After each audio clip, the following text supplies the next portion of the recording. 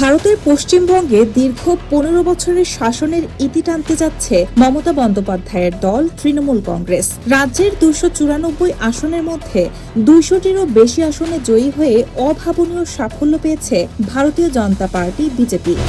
এই ফল শুধু একটি নির্বাচনী জয় নয়, বরং পূর্ব ভারতের রাজনীতিতে এক বড় পরিবর্তনের ইঙ্গিত। গত ১৫ বছর ধরে ৯ কোটিরও বেশি মানুষের এই রাজ্য মমতা ও তার দল শাসন করলেও সেখানে ধীরে ধীরে নিজেদের জায়গা পোক্ত করেছে বিজেপি, যেখানে একসময় প্রান্তিক শক্তি ছিল মোদির এই রাজনৈতিক দল। কংগ্রেসের সাথে সম্পর্ক ছিন্ন করে ১৯৯৮ সালে তৃণমূল কংগ্রেস গঠন করেছিলেন মমতা বন্দ্যোপাধ্যায়।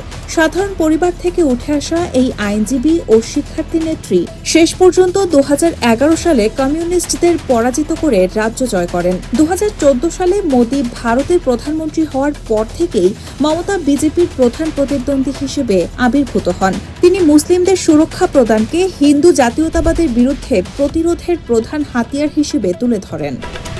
বিশ্লেষকদের মতে ধর্মীয় মেরুকরণ, নারী ভোট ব্যাংকের ধস এবং ভোটার তালিকা সংশোধন, এই তিনটি বিষয় ভোটের ফলাফলে বড় ভূমিকা রেখেছে।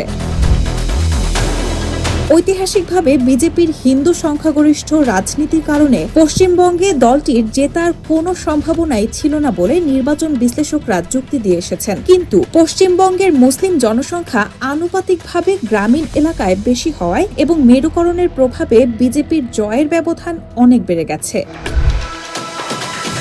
পশ্চিমবঙ্গের নারী ভোটের বেশিটাই যে একতাল মমতা ব্যানার্জির দল পেয়ে এসেছিল তাতে কোনো সন্দেহ নেই, কিন্তু এবারে সেই ভোট ব্যাংকে অবধারিত ফাটল ধরেছে, যার একটা বড় কারণ হতে পারে নারী সুরক্ষার মতো ইস্যুতে তৃণমূল কংগ্রেসের চরম ব্যর্থতা।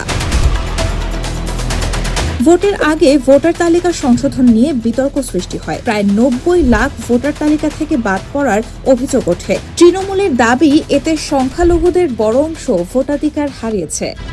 তবে বিশ্লেষকরা বলছেন শুধুমাত্র এই কারণ নয়, বরং সামগ্রিক রাজনৈতিক পরিবেশই ফল নির্ধারণ করেছে। তৃণমূল কংগ্রেসের ১৫ বছরের শাসনকালে তাদের বিরুদ্ধে দুর্নীতি, খারাপ শাসন, দৈনন্দিন জীবনে অবৈধ কমিশন নেয়া এবং সিন্ডিকেট রাজ বেড়ে যাওয়ার অভিযোগ উঠেছে। পশ্চিমবঙ্গের ইতিহাসে এর আগে এত ব্যাপক অভিযোগ আগে কখনো উঠেছে কিনা তা নিয়ে প্রশ্ন রয়েছে। এসব কারণেই ধীরে ধীরে তৃণমূলের জনপ্রিয়তা কমেছে।